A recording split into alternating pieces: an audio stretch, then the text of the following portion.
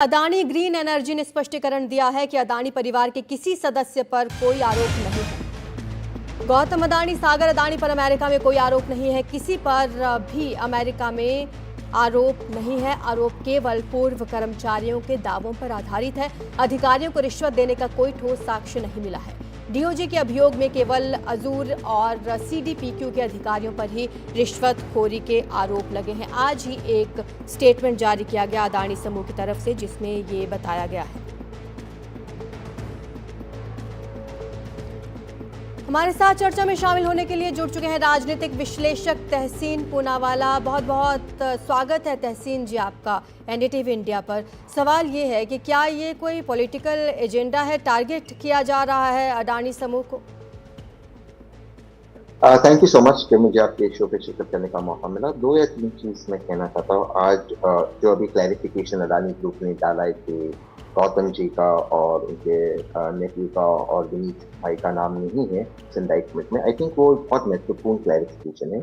और ये चीज़ बहुत ज़रूरी है दर्शकों के लिए जानना कि किसी भी इंडाइटमेंट यानी कि भारतीय लैंग्वेज में चार्जशीट में जो मैंने ये इंडाइटमेंट पढ़ा है, एक तो उनका नाम है, दूसरी चीज़ ये कॉन्स्पिरेसी, ये ब्राइबरी कैसा हो उसके बारे में कोई डिटेल्स नहीं है। तो आप केवल कोई दस्तावेज नहीं दे सकते कि कोई एलिज करप्शन हुआ है।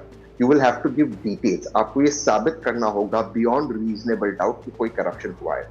तो जो ये इंडाइटमेंट है, जो ये कहते हैं, जैसे उदाहरण आ रहे थे आंध्र प्रदेश के पूर्व मुख्यमंत्री, तो कैसे हुआ, कहाँ हुआ, कब हुआ, कोई डिटेल्स नहीं। तो कहीं ना कहीं मुझे लगता है बहुत ही दिस विल नॉट टेस्ट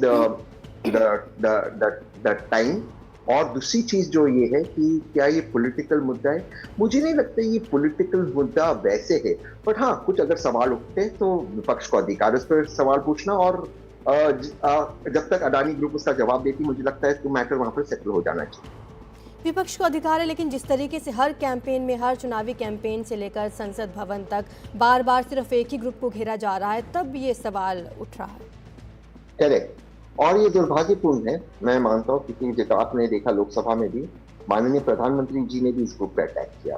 उन्होंने कहा ट्रक भर के पैसे दिए। तो मुझे लगता है कि हमें इंडस्ट्रियलिस्ट को इस तरह से अटैक नहीं करना चाहिए। कुछ सवाल है, सवाल के जवाब आ जाते, वहां पर मैटर को रोक देना चाहिए।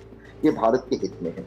ये भी हमें सोचना चाहिए कि इस पर्टिकुलर ग्रुप पर अटैक क्यों हो रहे, क्योंकि स्ट्रेटेजिकली ये ग्रुप जो पोर्ट्स अक्वायर कर रहा है उससे भारत का फायदा होगा। तो ये कहीं ना कहीं एक इस तरह से भी ये जो साजिश है, it can be an international conspiracy जो हो रहा है। तो we should look at all aspect, सारे पहलू को देखना चाहिए। लेकिन अगर मैं केवल अपने आप को रिस्ट्रिक्ट करूं इस लीगल इंडाइटमेंट में, एक तो अडानी, गौतम अडानी, सागर, इनका नाम, विनीत भाई इनका नाम नहीं है, पहली बात। दूसरी बात और बहुत जरूरी है कि ये जो इंडाइटमेंट है, चार्जशीट है, इस पे कोई डिटेल्स नहीं है।